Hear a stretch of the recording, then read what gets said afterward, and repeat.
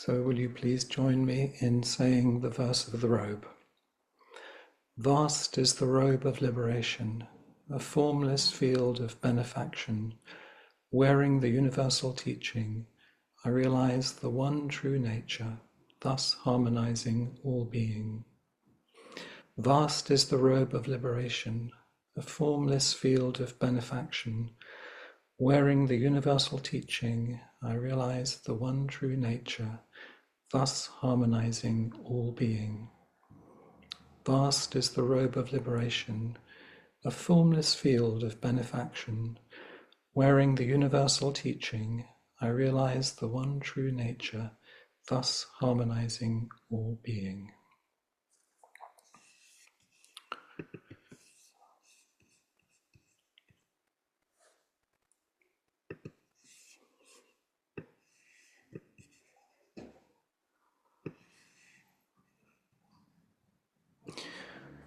So welcome again, everybody.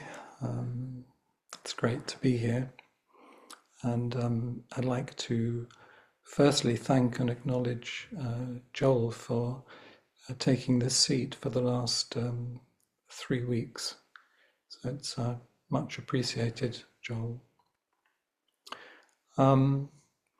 As I was sitting, a statement of Sing San came into my mind, which I shared at a recent retreat, and he was talking to one of his students, and he said, craziness is good.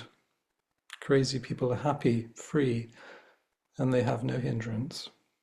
But since you have many attachment, you are only a little crazy. This is not crazy enough. You must become completely crazy, then you will understand. And that came into my mind because I was going to read a Beatles song to you. But I've been having a little rehearsal today and to sing it to you, and it hasn't gone well. But this statement came up, and I thought, you don't have many chances to sing in inquiry. So I'm going to sing the first verse of In My Life by the Beatles from the Rubber Soul album, which came out in December 1965. There are places I remember all my life, though some have changed, some forever, not for better. Some have gone, and some remain. All these places have their moments. With lovers and friends I still can recall. Some are dead, and some are living. In my life I've loved them all. So I remember being curiously drawn to this song when I was only 15 years old, and I was perhaps too young to have places to remember all my life. But if I think about that time now, I can remember things about the self I thought I was, and the places and people in this present moment, from the perspective of the self I think I am now. I imagine you too may be doing something like that now. I imagine that we're like kaleidoscopes. If we could see inside all of us now, we would see images of all the people and places that we have been in our lives swirling about inside us, some coming to the fore, some receding. But we are made of all of these images of people and places. Kodo Sawaki Roshi said, start each day with an everlasting now and an always here. This limitless moment is a new fact of living in the present.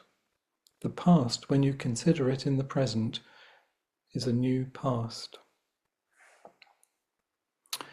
In her wonderful book, A Light in the Mind, Carolyn Atkinson says, "Here's a tender story."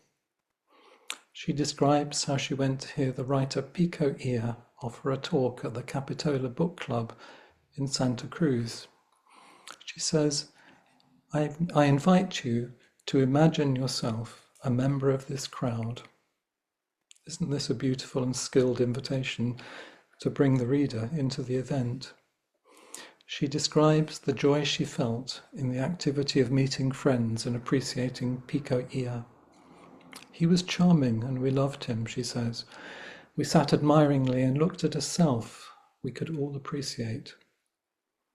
Then she describes moving from the light and warm activity of the post-talk conversations to leaving and looking back into the cafe. I turn around and look back from the darkness into the brightly lit book cafe, and I see energy and talking and movement and lights and life. Then I turn again into the darkness. Here's the darkness, I think to myself. It's really so poignant, all of us having gathered here, being ourselves, waiting to feel connected, to be seen, to be recognized, to be understood. Then we turn and we go into the darkness. We go home, we go to bed, and the self we have constellated, isn't that exquisite? The self we have constellated, whether audience or author or all of us together, this self shimmers for a while, and then it gradually melts down a bit, gradually dissolves again. The self we create over and over, no matter who we are, the self shines for a time, and then, after shimmering, there's this drifting down into silence. There is nothing we can hold on to, nothing lasts. And this is the tenderness of membership of the human family. And most recently, we experienced the tenderness of membership of the human family when Flint visited us to lead our retreat earlier this month. We were blessed that he was able to be with us, and aware of some of the many challenges he and Erin are meeting at this time. We weren't sure if he would be able to make it.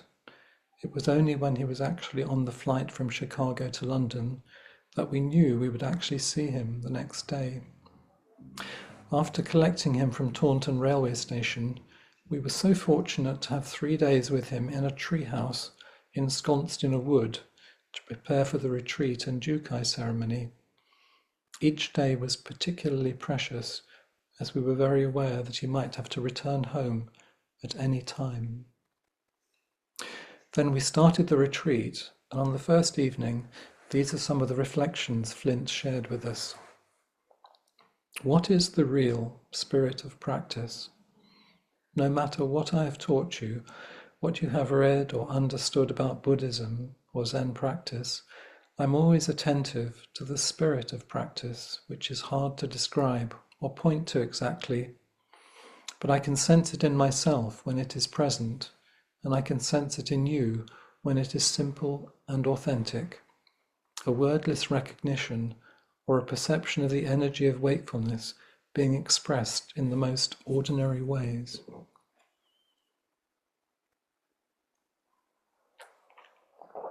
And then he shares this piece from Katagiri Roshi. In Buddhism, we say that everything is the lively energy of life.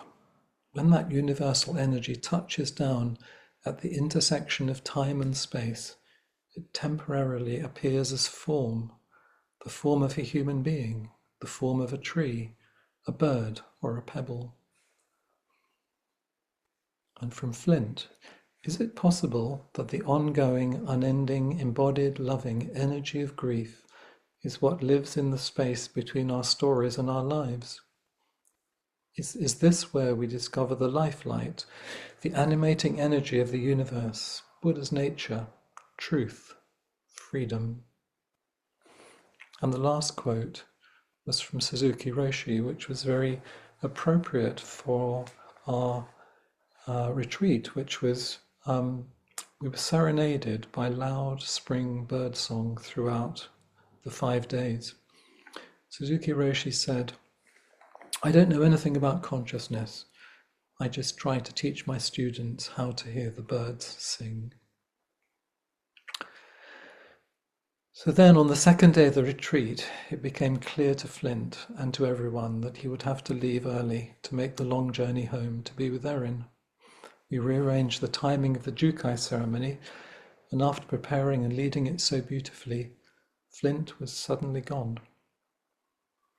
Before leaving, he said to me, "It will be hard not to meet." This is something we sometimes say because the name of our Sangha comes from the final meeting between Dongshan and his teacher Yunyan. As Dongshan was preparing to leave his training temple and go forth on his own, his teacher Yunyan said to him, "After your departure, it will be hard to meet again." Dongshan replied, "It will be hard not to meet." Then Dongshan asked Yunyan, "Later on, if I'm asked to describe your teachings, what should I tell people?" Yunyan looked at him for some time before replying, "Just this is it. Just this is it. The great matter is now in your hands. You must be most thoroughgoing." And in those days following Flint's departure, he continued to send us teachings during his journey, which truly incorporated into her 2 Dharma talks. I imagine you have a felt sense of your own experience of "it will be hard not to meet." John Berger, the writer, artist, and art critic, deepens this experience for me when he writes about struggling to paint a portrait of Begina, a Russian friend. He says, "When she had gone, I took the least bad drawing and started working on it again. Suddenly, like a weather vane swinging round because the wind has changed, the portrait began to look like something. Her likeness was now in my head, and all I had to do was draw it out, not look for it."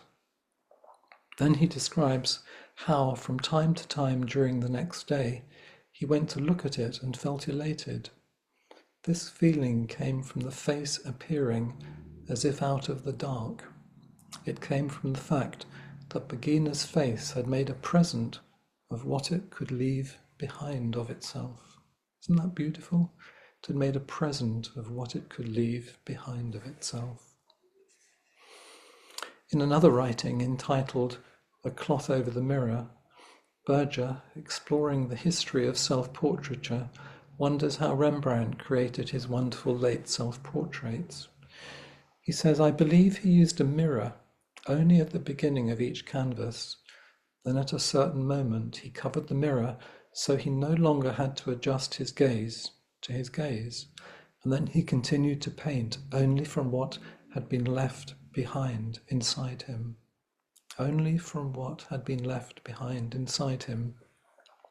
Freed from the double bind, he was sustained by a vague hope, an intuition, that it would be others who would look at him with a compassion that he could not allow himself." So just as John Berger suggests that Rembrandt continued to paint only from what had been left behind inside him, and for him Begina's face had made a present of what it could leave behind of itself, we live and practice with what our teachers and loved ones leave behind in us, and the present of the faces they leave behind of themselves. Kodo Sawaki Roshi again said, "Though there are radio waves, without a radio we can't receive them. Even if we have a radio, if the wave frequency is not in harmony with the radio, we won't be able to hear it."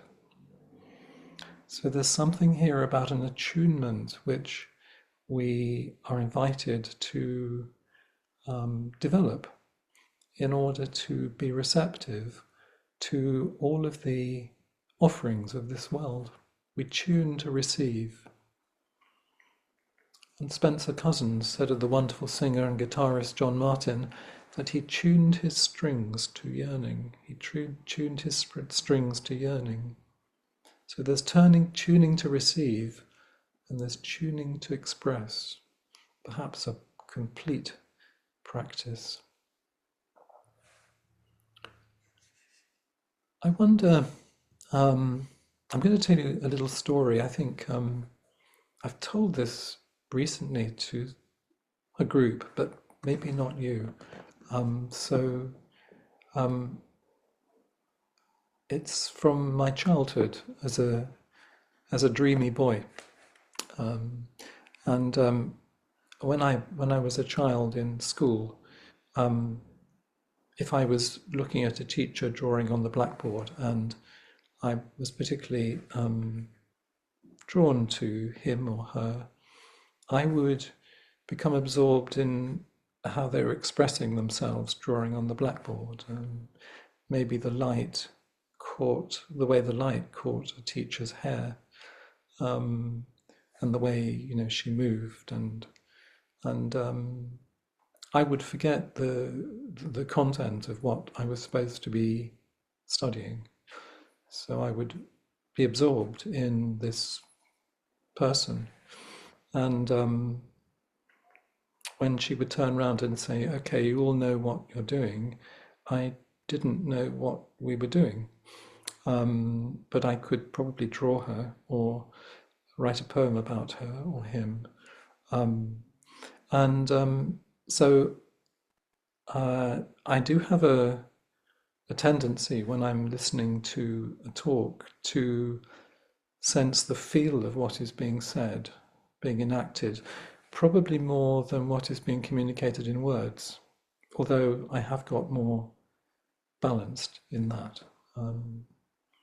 So while I read the final meeting between Dongshan and Yunyan again, I'm wondering what patterns of attention you notice in yourself. When you listen to a talk, are you focusing on meaning? Are you focusing on the presence of the speaker?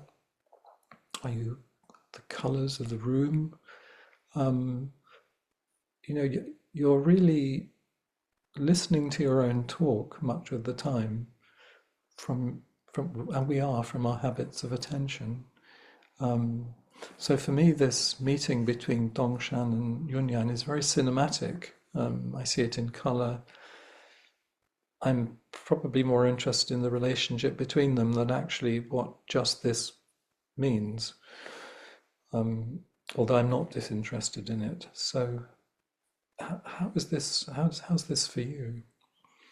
As Dongshan was preparing to leave his training temple and go forth in his own, his teacher Yunyan said to him, "After your departure, it will be hard to meet again." Dongshan replied, "It will be hard not to meet." Then Dongshan asked Yunyan, "Later on, if I'm asked to describe your teachings, what should I tell people?" Yunyan looked at him for some time before replying, "Just this is it. The great matter is now in your hands. You must be most thoroughgoing." So I wonder whether you, as you turn towards yourself, whether you notice what your habit energy is in terms of listening, hearing, seeing. I'm going to finish with two more quotes by Kodo Sawaki Roshi. I was looking through a book of his today and I was really going, wow, I'm really drawn to some of these, so I want to share them with you. So this is really appropriate for this evening, this afternoon, today. So he says, "I'm always scolding myself. Scolding may sound strange.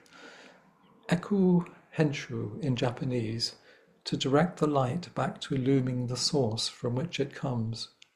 As long as I keep an eye on myself, I'll be okay." Isn't that great? As long as I keep an eye on myself, I'll be okay. Then he goes on to say, Eku henshu means you are shown who you are. You are sitting quietly and observing. You are watching yourself as if you're watching a movie. As you watch yourself, you will understand shoujo, ordinary people or sentient beings. you will understand that you are none other than a deluded ordinary being. You will understand that you are none other than a deluded ordinary being. So, if you'd like to meet one deluded ordinary being to another, I would so welcome that, and to meet you and to explore any of the themes of my talk or anything you would like to explore. Thank you. Hi, Cassie.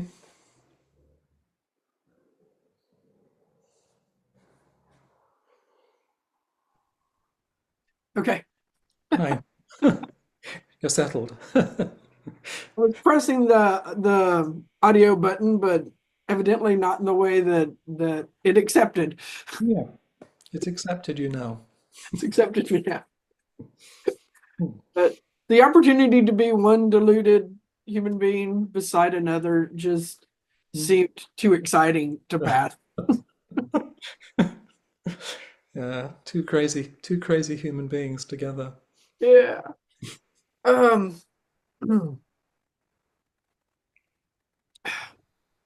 then the things that I was going to say just flipped right out of there because it moved into the joy of that. Yeah. Um,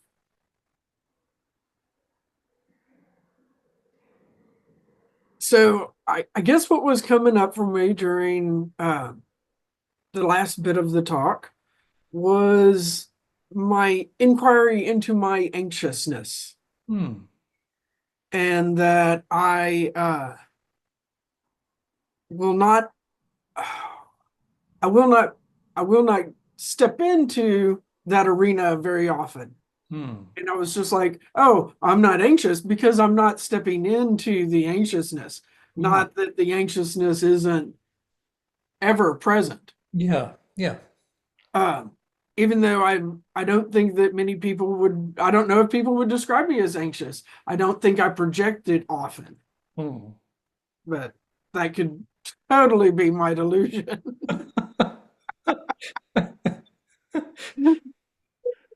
Yeah. um, so if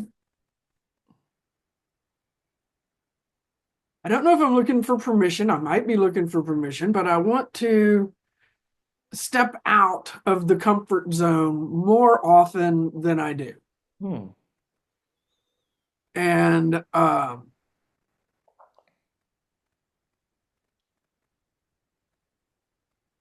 I notice even in saying that all kinds of protectors come up. Yeah. Yeah. Sure. But just by being here and saying what you've said, you've already stepped out of a comfort zone. um, so it's already in the room. Yeah, How does yeah, that feel to have shared that? playful. Play good, good. Yeah. So there's a way you've kind of found a way to invite it to play a little bit. Like, Yeah, why don't that's you what come it out? is. Yeah. Yeah. Why don't you come out? Like, oh, yeah, okay. So, as a child, my parents moved every 2 years, so I was constantly making new friends and in a new location. Hmm. And I would canvass the neighborhood door to door and just knock and say, "Do you have kids? Can they, go to Yeah. the next house? Do you have kids? Do you have kids?" Oh. Um, So looking for what were you looking for there, do you think?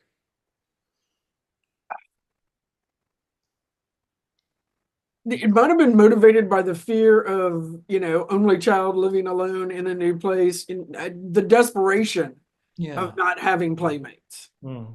and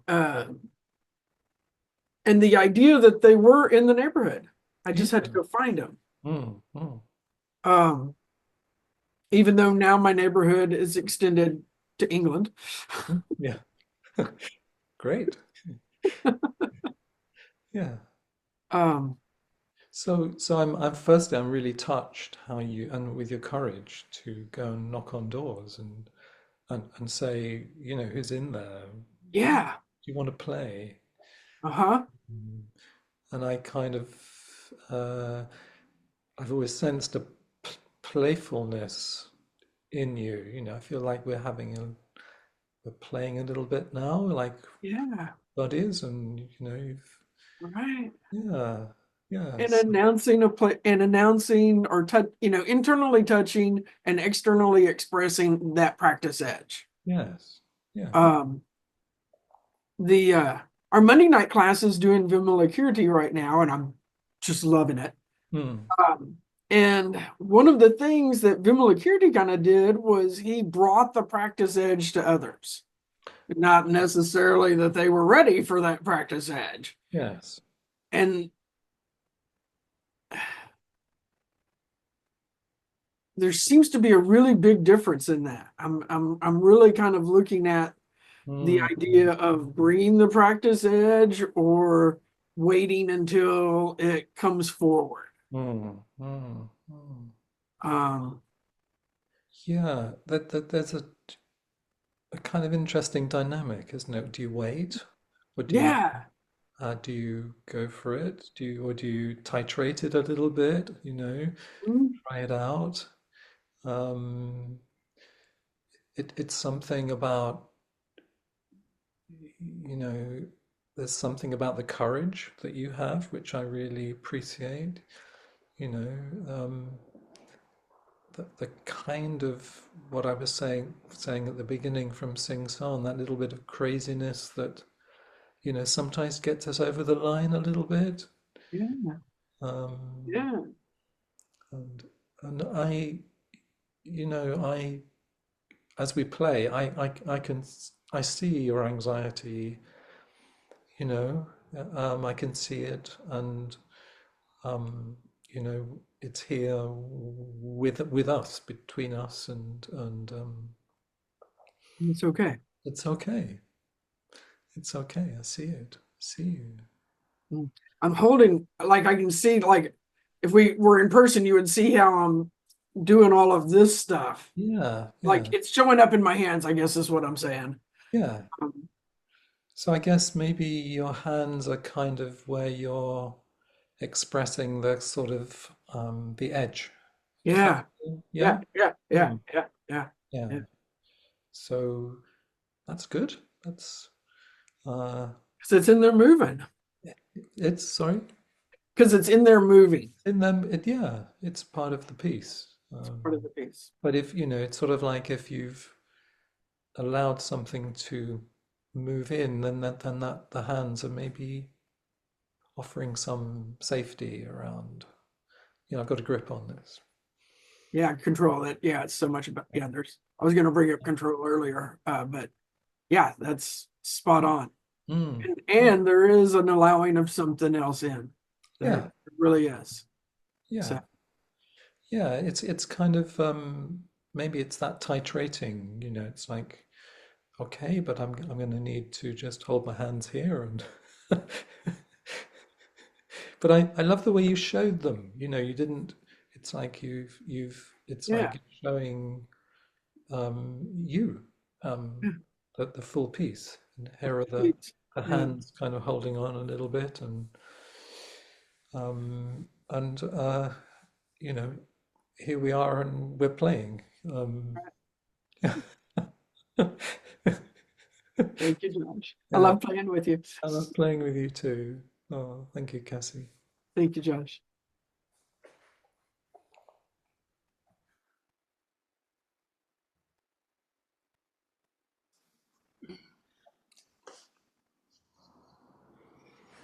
Hi, Eileen. Hi.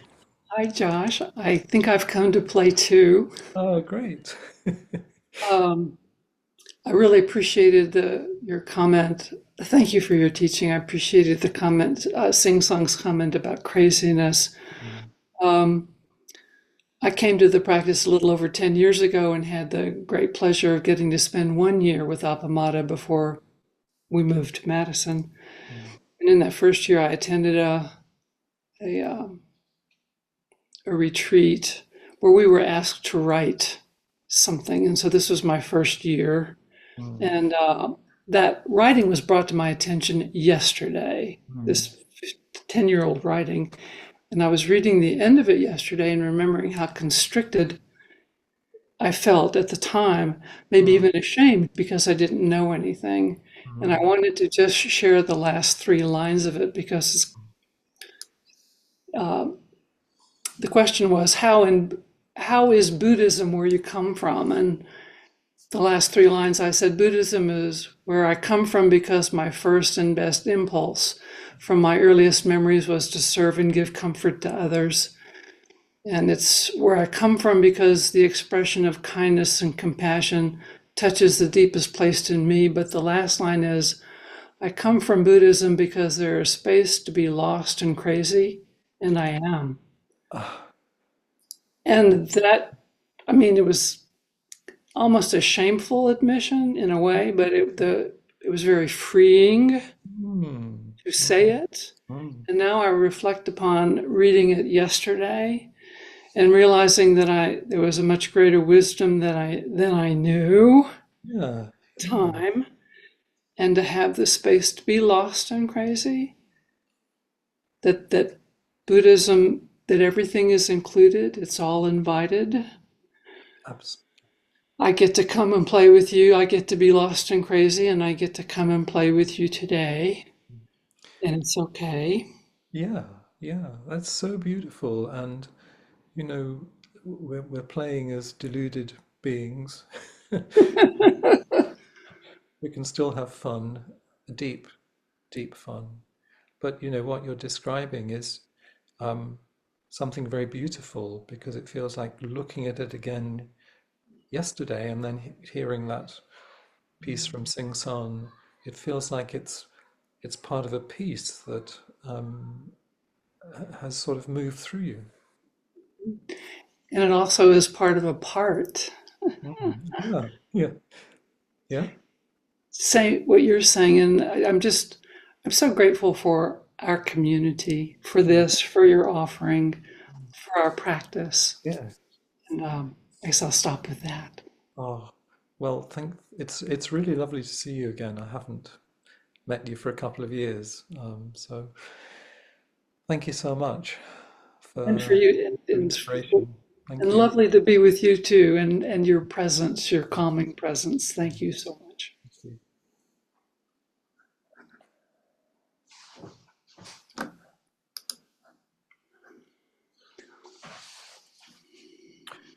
Hi, Jill. Hello.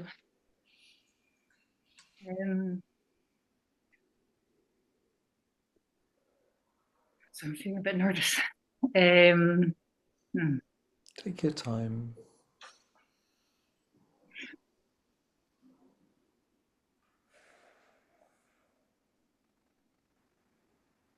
So I've got a practice question. Okay. I think I was really like my ears pricked up when you said something about craziness being acceptable or something. I'm like, I'm feeling a bit crazy. So that, so far, so good.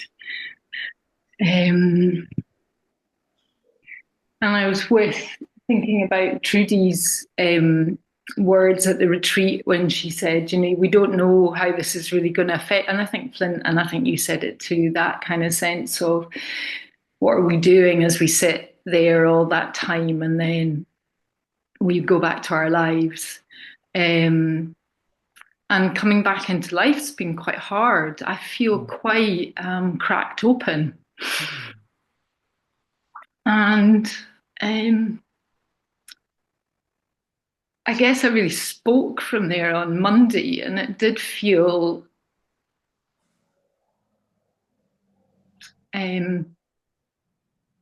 right at the time. And I felt such a kind of backlash of vulnerability since then. So I felt like,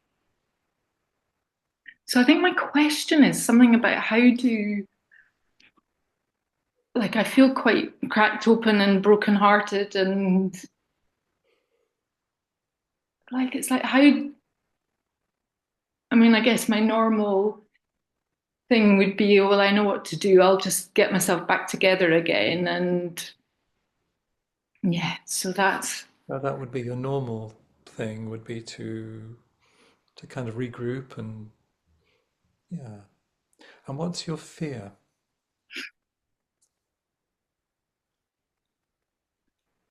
of this vulnerable time? What do you think what are you worried about? well, I think it's about function, Hmm. and by, it's still just being with that edge of unacceptability, Hmm. Hmm. even though I know there is something really precious with this level of vulnerability. I just, yeah, it's just like, so I'm really keen. Mary said something, lovely Mary said something about it is my relationship, with something about. Hmm. So any words. Hmm. Okay. And I loved your singing. That felt vulnerable too, you know? Yeah, I really, I had thought I would email you or Trudy to see you, and then I thought, well, actually, I could just speak to him tonight at inquiry, Oh, Monday was a beautiful sharing, deep, deep sharing. And, sometimes after a time like that, it does leave you be feeling vulnerable, it's because you're offering so much from your deep heart. Um, and, you've come back from the retreat, and it's an odd thing to say, but the gift of the retreat is where you are now. Yeah, I really believe that. I really understand, but I don't know quite what to do Yeah, other than yeah. this. And you will know how to function with the things you need to do. There's a way I trust you will know how to take care of yourself.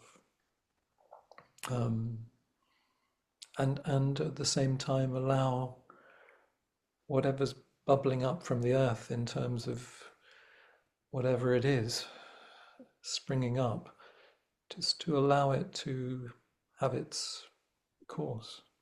Yeah, Yeah, I mean, you've really, um, really practiced really so sincerely. And I think Flint once said, first before first this practice will make you. He described it as miserable, but then it'll make everything possible. It's like you're really embodying what I think everybody in this group is feeling, but in a very particular way. You're showing it's it's really okay to come forward and be this and yeah, and avow that this is how it is. And I know you will take care of yourself, and the Sangha will also support you all the time. And if you think of those, the talk, part of that, having that relationship with most of the time in life, we're managing absence, we're alone.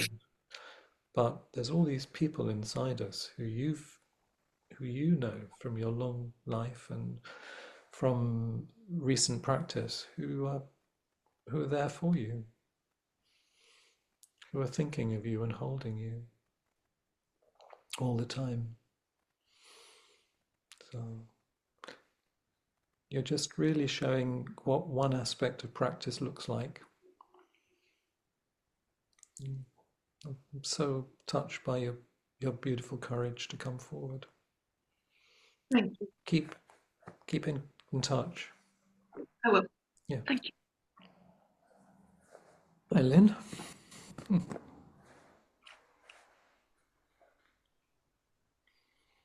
I'm just so touched by everybody, by you, Josh, and your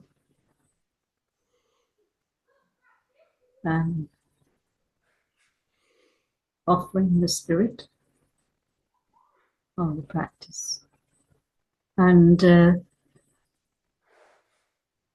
I just wanted to share something that happened to me today, which kind of feels like it really fits with what we've been talking about. I went, Peter and I went for a walk on Grange Promenade, which we haven't been for a little while. And as we were coming off the promenade, and I was going towards the car, Peter called me back and he said, come back. And I came back, and there sitting underneath this arch in the shade was my cousin, who I haven't seen for years and years and years. And we look quite alike. So it was a bit like seeing myself sitting there. And it just so fitted with always with you, always in you, you know. And we had a moment or two, a little while, talking about, you know, you look like your mother. Well, you look like your mother. Our mothers were sisters. And